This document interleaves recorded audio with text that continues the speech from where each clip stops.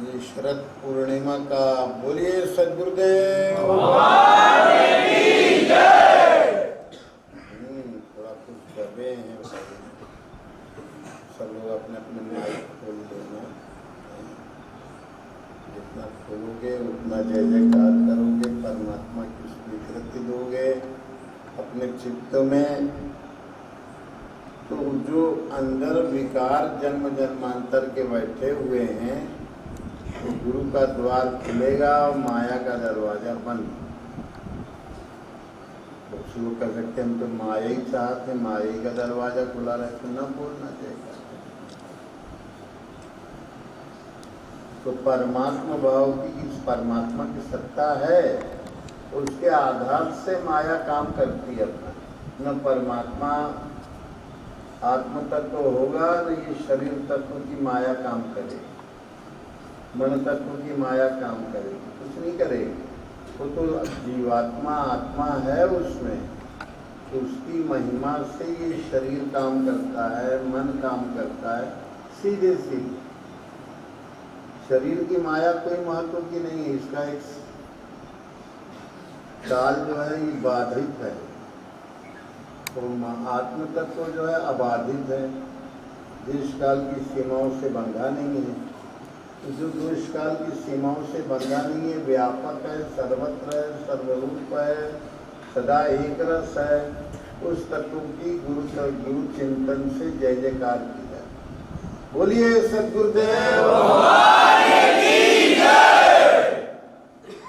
आवाज काफी माइक खुल गए, एक हाथ तो बंद हो, उनको भी पूरी तरह से खोल लेना।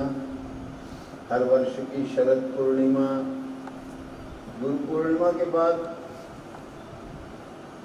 फिर ये श्रावणी पूर्णिमा, शरद पूर्णिमा महत्वपूर्ण है। फिर उसके बाद शरद पूर्णिमा के बाद कार्तिकी। हर पूर्णिमा का अपना अपना महत्व है। नागी पूर्णिमा का अपना है, तुलसी का अपना है। फिर फाल्गुन की पूर्णिमा में तो जो है होलिका दहन होता है, भक्तराज प्रहलाद की जय जयकार होती है, आश्रित तत्वों का संहार होता है। ये परंपरा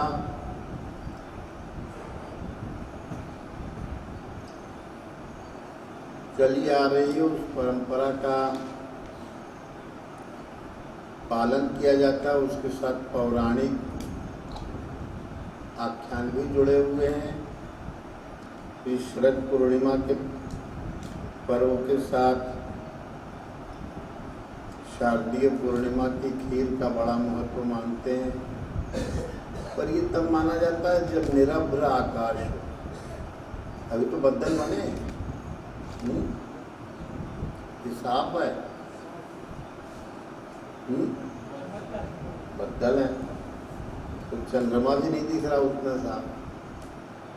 तो सावन में चंद्रमा ढका रहता है, आपकी जो है शरदी पूर्णिमा को ढका हुआ है। तो ये शरद पूर्णिमा को निरभ्र माने बदलों से मुक्त चंद्रमा का स्वरूप होना चाहिए।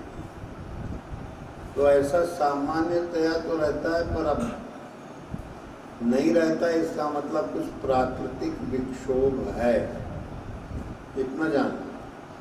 कोई प्राकृतिक शुद्ध है, और केवल भारत ही में नहीं पूरे विश्व स्तर पे प्रकृति का क्षोभ हर जगह देखा जा रहा है।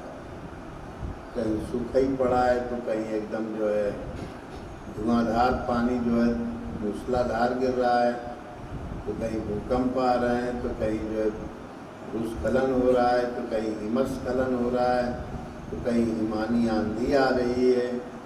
ऐसे तरह तरह के जो है प्राकृतिक उपद्रवों का प्रकृति जो है कुछ दिखा तो रही है, पर ये ऐसे आते रहते हैं, जाते रहते हैं। एक वर्ष जैसा होता है वैसा दूसरा नहीं होता, जैसे दूसरा होता है तीसरा नहीं होता।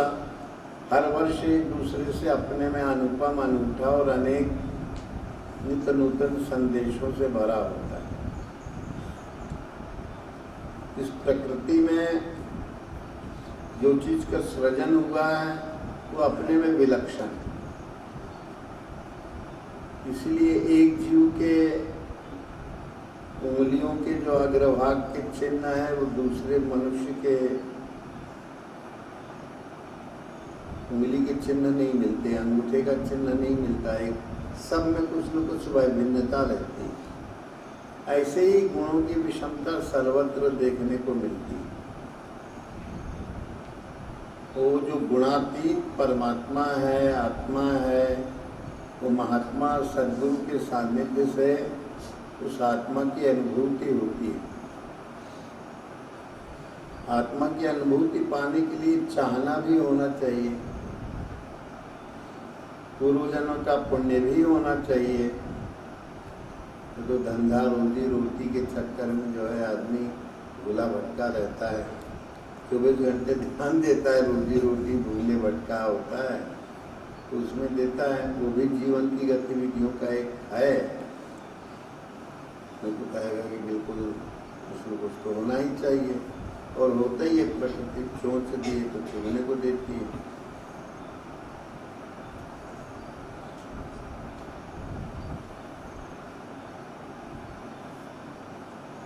ये शरद पूर्णिमा तो ये माने खुला आकाश हो, चंद्रमा अपनी पूर्ण प्रभा के साथ